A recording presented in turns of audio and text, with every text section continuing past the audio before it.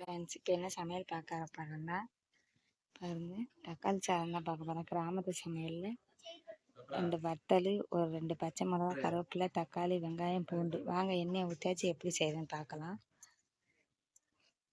பச்சை மிளகாயும் இதையும் போட்டு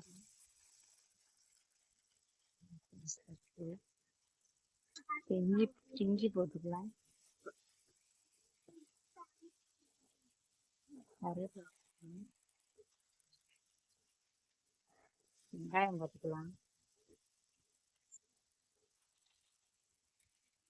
தக்காளி சோறு பிடிச்சிங்க டேஸ்டாக இருக்கும் ஃப்ரெண்ட்ஸ்.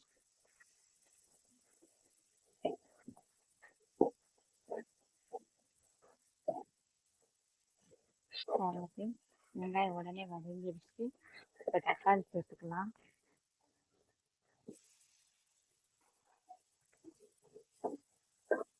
பச்சை முட்டணும் 2 முட்டணும் சாப்பாடு. குக்கரில் வைக்கிறதுல எழுதி வைக்கலாம். நல்லா தக்காளி வதக்கிட்டு செய்யுங்க, டேஸ்டாக இருக்கும். இந்த ஸ்டேஜில் உப்பு போட்டுக்கோங்க. தேவையான அளவுக்கு போடுங்க. ரைஸில் உப்பு போடுறீங்கன்னா இதில் கம்மியாக போடுங்க. நான் ரைஸில் உப்பு போடாதனால இதில் சேர்க்கலாம். இப்போ வதங்கி பிறக்கலாம். தக்காளி சிம்பிளாக தக்காளி, வெங்காயம், பச்சை மிளகா, வத்தல், இஞ்சி, பூண்டு இதை வச்சு சிம்பிளாக செஞ்சிடலாம். பானையில் வச்சு பாருங்க சார்.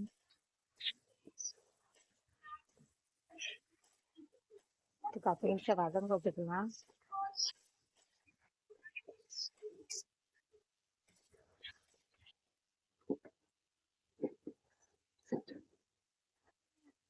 வீடியோ பார்த்து நிறைய பேர் பார்த்துருக்கீங்க, நிறைய சப்ஸ்கிரைபர் பண்ண மாட்டீங்க.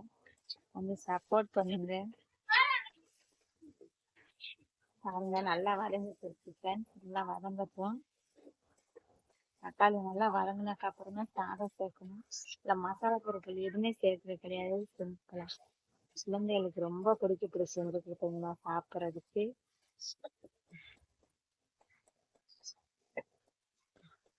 எங்கள் சேனலுக்கு எப்போதும் சப்போர்ட்டாக இருங்க. எத்தனை பேர் லைக் பண்ணியிருக்கேன், சப்ஸ்கிரைப் பண்ணியிருக்கேன்னு தெரியல, கமெண்டில் சொல்லுங்கள்.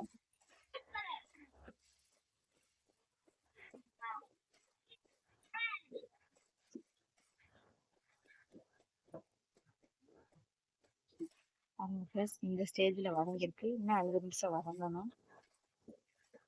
அப்புறம் சாப்பாடுக்கு ரைஸ்க்கு நல்லாயிருக்கும்.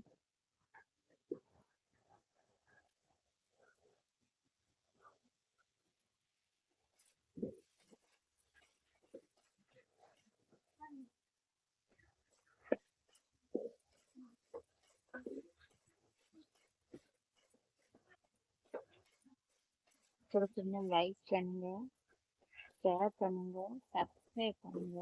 எங்கள் சேனல் சப்போர்ட் ஆகிடுங்க ஃப்ரெண்ட்ஸ்.